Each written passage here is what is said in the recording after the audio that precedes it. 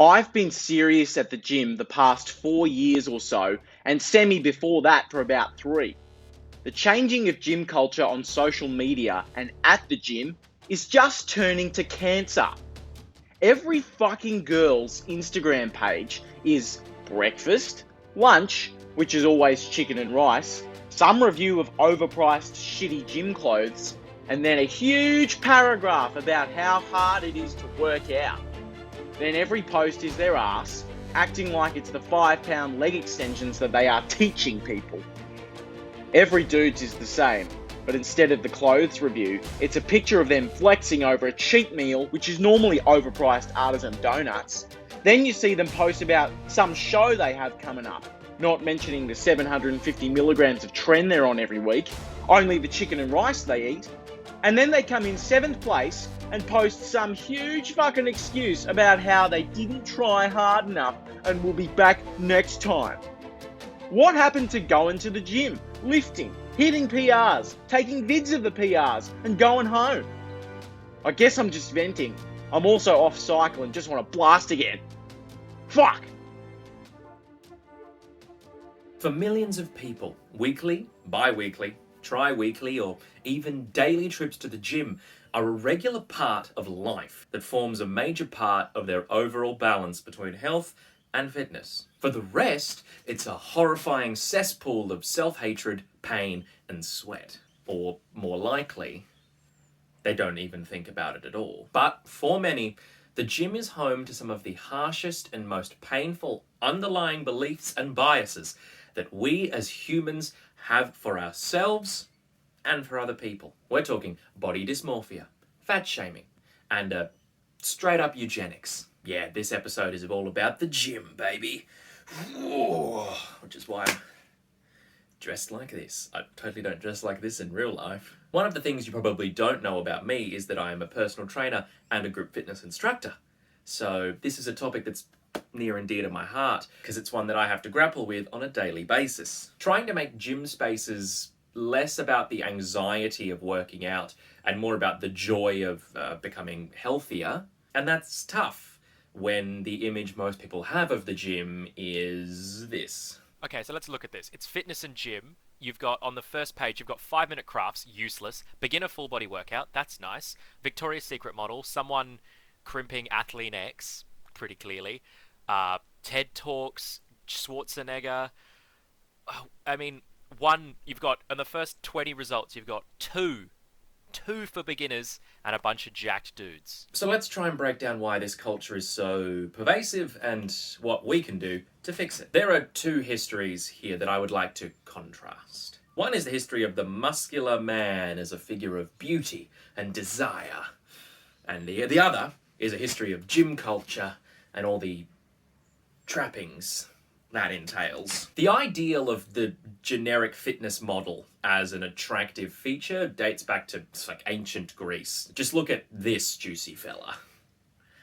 The Greeks had a very particular ideal of what they considered beauty, and you can see it in the surviving artwork and sculpture of the period. This has dribbled down to our current fitness culture, with the V-line muscles and the connection of the abdominals and the upper thighs being named Apollo's belt. Jumping through to the Renaissance, and we can see the new ideal male in Da Vinci's Vitruvian Man, a creature of perfect proportion, down to a mathematical point. And let's be honest, this fella wouldn't be out of place in a Deramit's gym today. The trend continues, with some drifting out of fashion, as all trends do, until the age of the early Hollywood film, and then the age of Charles Atlas, the first fitness influencer. Originally a slim man of 44 kilos, tired of being bullied, Charles Atlas built his own workout routine designed to gain muscle and become the Arnie of his day. Nowadays, we would look at Charles Atlas as a regular, albeit pretty in-shape dude. But for an era without our pervasive gym culture and the decades of sports science behind it, he was a mammoth of holistic health, and he started a craze. He, alongside a writer named Dr. Frederick Tilney, created the first bodybuilding fitness plan, and a company that still exists today, with a delightfully vintage website. Hard to tell whether it's on purpose, or if it's lack of funds, or a bit of both. really. You can track the rise of Charles Atlas and his groundbreaking program, or rather, groundbreaking marketing, to the release of Pumping Iron, the best documentary ever made. The greatest feeling you can get in a gym, or the most satisfying feeling you can get in the gym, is the pump. Let's say you train your biceps. Blood is rushing into your muscles, and that's what we call the pump. Your muscles get a really tight feeling, like your skin is going to explode any minute. I don't have any weak points. I had weak points 2 years ago, but my main thing in mind is, my goal always was to even out everything to a point that everything is perfect. Which means if I want to increase one muscle a half inch, the rest of the body has to increase. I would never just make one muscle increase or decrease, because everything fits together now. And all I have to do now is get my posing routine down more perfect, which is almost impossible to do, you know.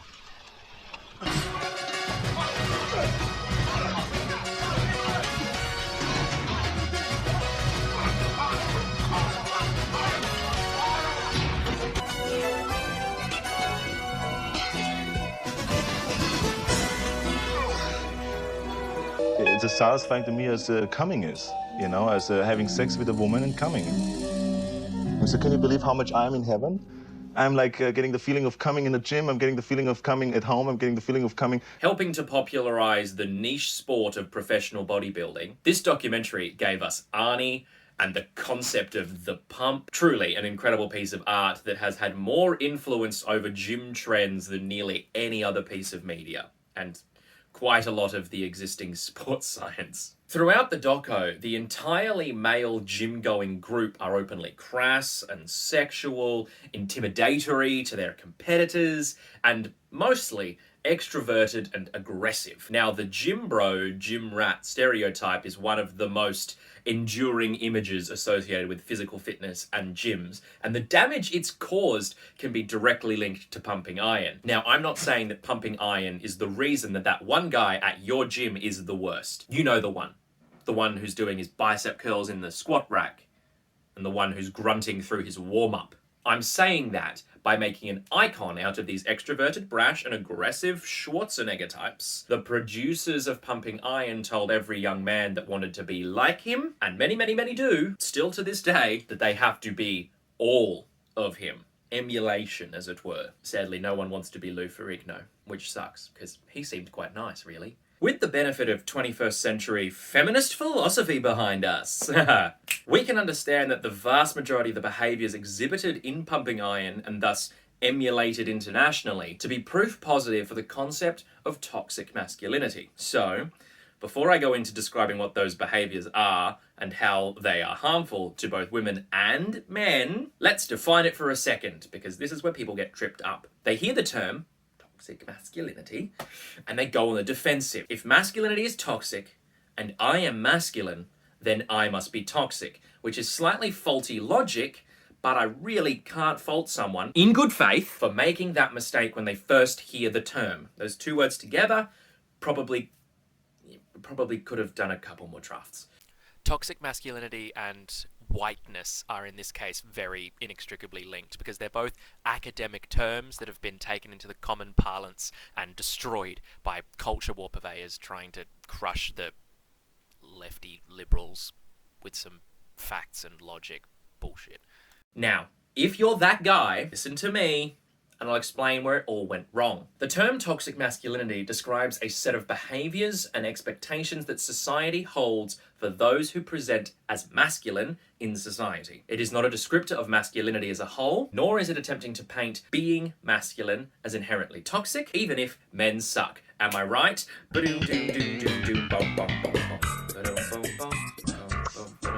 The behaviours include being openly aggressive and competitive in environments that do not call for that kind of response, being openly sexist, homophobic, transphobic, and remaining within the constructed societal boundaries set for men, like suppressing outward displays of emotion, maintaining solitary self-reliance above any and all reaching out for help, and the superiority of the masculine over the feminine in the home and in the workplace. Now, you may not think that you've ever exhibited any of those traits, but if you've ever laughed at your mate's dumb sexist joke no matter how uncomfortable that laugh made you feel, or you've punched a wall to relieve pent-up emotion, or gone through trauma without reaching out to your mates to say, I'm not doing okay, I'm sorry, but you've been a victim of toxic masculinity. It paints the most masculine presenting of us in society into small boxes that we have to stay in or risk being ostracized from men's and masculine spaces by those who feel they need to maintain the toxic ideal. Gym culture is rife with this. The overwhelming need for aggression and competition is baked into the sport. It can be found in even the smallest gym. Essayist Alondra Contreras wrote this about her gym experience at college. Going to the Baker Ferguson Fitness Center has been full of interesting moments, and the one I can't seem to shake off has been the toxic masculinity surrounding BFFC. As a woman, I often feel uncomfortable for entering the imaginary line past the cardio equipment and closer to the squat racks. Throughout my life, I've been exposed to weightlifting and cross-training workouts, so I never felt like I did not belong in the weightlifting world until I came to Whitman.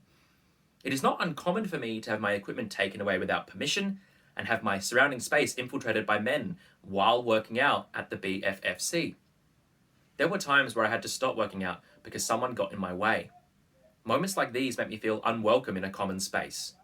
I see throughout the gym, most women are on the cardio machines while the men are closer to the weightlifting equipment. When talking about this gender divide, it is not uncommon for other women on campus to express the same concerns. The sport has seen explosive growth in the number of women competing in bodybuilding and weightlifting tournaments over the past decade, particularly women over 40. But misinformation about resistance training for women is rife. Some of the biggest concerns women have while doing resistance training is they will get bulky. And you can guess where that superstition comes from. What are the most enduring images of resistance training in any pop culture? All comes back to pumping iron, baby. And this leads me to the second issue beholden to gym culture, and one that directly affects both men and women. The body positivity movement, or more accurately, the reaction to the movement and how it's harmful to the self-image of both men and women. The movement itself has been around for a long time, but social media led to a brand new wave that really began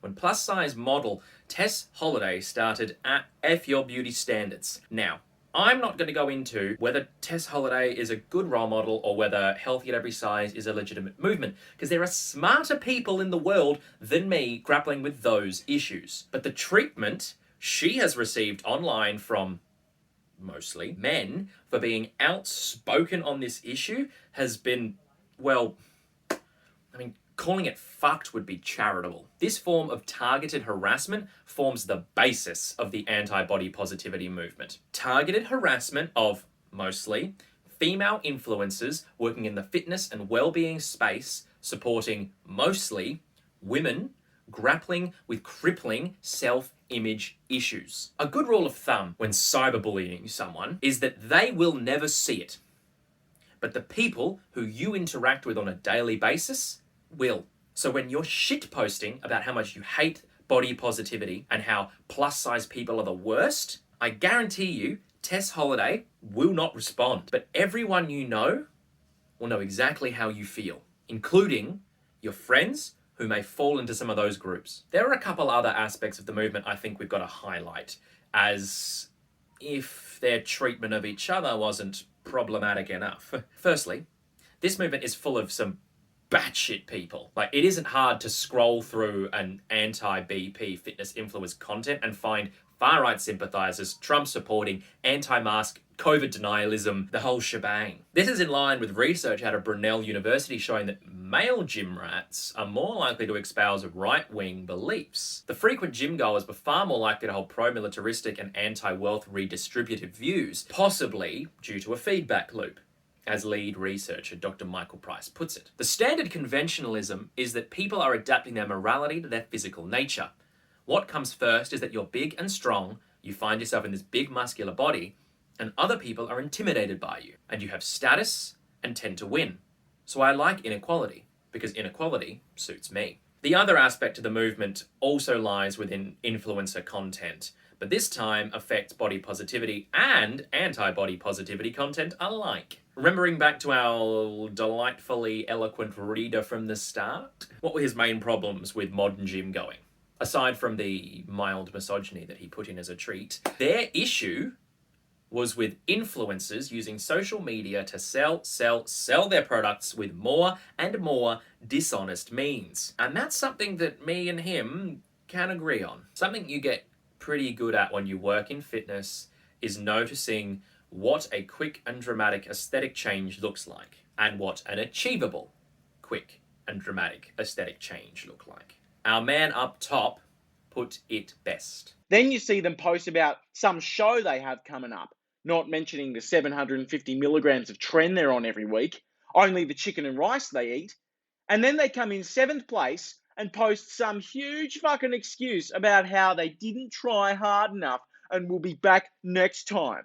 Every influencer has a product, be it a sponsored pre-workout, a program, or online training. But what they are selling is themselves, their look, a look that is unachievable without years of intense cycling, but they won't tell you that, because that would ruin the illusion. How many YouTubers have specifically called out V-Shred and his ilk for selling people dubious chemicals? The fact that this video goes on for 50 minutes, I watched it for about half an hour and it's like, I'm wasting my life. One day I'm going to be on my deathbed. I don't want my overwhelming big regret that I watched a 50-minute V-Shred video when he's just trying to sell me his wares. What's cool is that they don't slap some proprietary blend on the nutrition label, which basically just means that they don't have to tell you what's in it. Oh, and I'm going to put up the ingredients from the fat loss supplement that he sells from Sculpt Nation. What's cool is that they don't slap some proprietary blend on the nutrition label, which basically just means that they don't have to tell you what's in it. Today we're going to take a more detailed look at his pre-workout, but he's also got several other really great products as well. For example, a testosterone booster. You know, it doesn't matter that not a single natural compound has ever been shown in research to increase testosterone levels high enough to actually measurably impact muscle growth. If Vince says that it works in spite of overwhelming scientific evidence based on hundreds of studies, then I think that Test Boost is well worth the $49. Besides being hugely overpriced and backed only by pseudoscience, the actual ingredients they use are often clinically underdosed, as every in-depth Sculpt Nation review will tell you. Gyms are a hive of bad science, toxic behavior, and awful social media behavior in specific. But how the hell do you change that? 2 ways, in my opinion. From the outside, changing the training and course selection for those studying to be working in fitness environments. The vast majority of trainers that you meet in the gym won't have bachelor's degrees. They will most likely have some form of vocational certificate, like me. My Cert 3 and Cert 4 took me the equivalent of around 6 months to receive, and the content was primarily focused on exercise selection, programming, and how to program. There just isn't time to cover the vast array of topics that you would need to, in my opinion, in the current state. How to program for disadvantaged groups, anti-bias training, actual nutritional information and training. Every single personal trainer that you will ever meet in a gym will give nutrition advice, even though it's out of their scope of practice. Why not just give them the training? Well, some of this comes down to the providers. There are always going to be a ton of different vocational providers out there who can deliver these courses. So all of the marketing comes down to who can get it done the fastest and the cheapest. And that's when all of the non-essential content gets cut. This is where we need fitness professionals to pressure their industry representatives to force providers to adopt a more standardized curriculum that includes all of the above. Ilya from Decolonizing Fitness has so many incredible resources.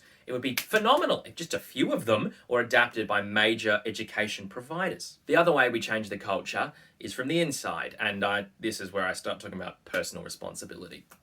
You've got to push back against bigoted attitudes in the gym, be it misogyny, transphobia, homophobia, fat phobia. When a few meatheads project their awful stereotypes into your gym environment unchallenged, what you're saying to anyone outside of the norm is that they aren't welcome. And I hate to say it, but I mean, think about it from a profit motive perspective. Gym rats are the minority. You'll make a shit ton more money being inclusive, which a lot of corporations have found. You should be inclusive because it's the right thing to do. But if you really need the profit motive, creating a diverse environment makes your client base bigger. That's obvious. And if your facilities are as good as you think they are, the meatheads will fall in line. The more people who willingly come into the gym and access quality health and fitness services with qualified individuals, the less the shady companies and influencers can make. A more educated populace will, on average, buy less dangerous supplements. But we've got to work together to bring about this future. Like, stop being a shithead. Or stop the shitheads at your gym from ruining everyone else's experience. You know, I hate to play it again, but sing me out, Bob Seger. Solidarity for